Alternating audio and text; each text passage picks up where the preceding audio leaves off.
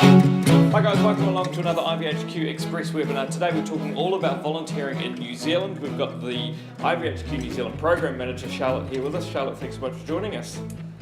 So let's get into this. The top 10 questions asked by IVHQ volunteers. Question number 1, firstly, where is the program actually located?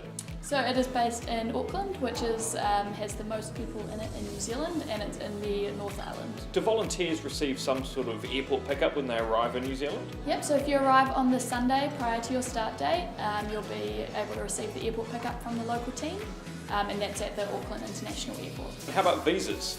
Are there any certain visas that volunteers coming to New Zealand need to get?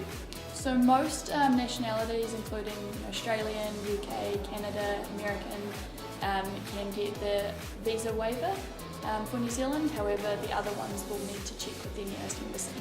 And how about extra costs? Should volunteers budget a little bit of extra cash here and there?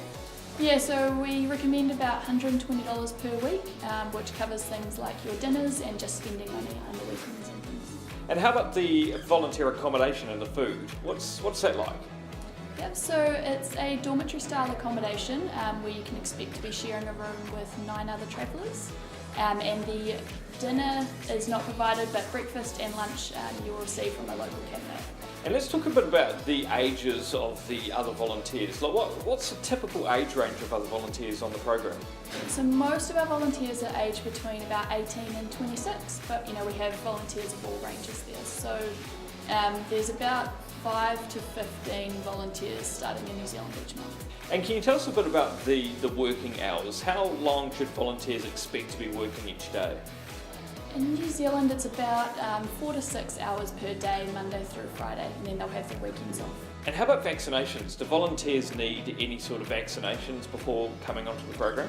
So there's none that are legally required in New Zealand, but we do recommend just seeking advice from a travel doctor about 4 weeks before you depart. And another big one that we get asked a lot is, what can volunteers get up to on the weekends? Is there much to do and see around Auckland? Yeah, so there's some awesome day trips that you can do, like out to Waiheke Island, down to Matamata to see Hobbiton if you're a Lord of the Rings fan, and then other weekend trips down to Taupo for a bungee jump, or Queenstown is a nice one as well. And finally, do you have any tips for volunteers that they should keep in mind when planning their trip to the New Zealand program?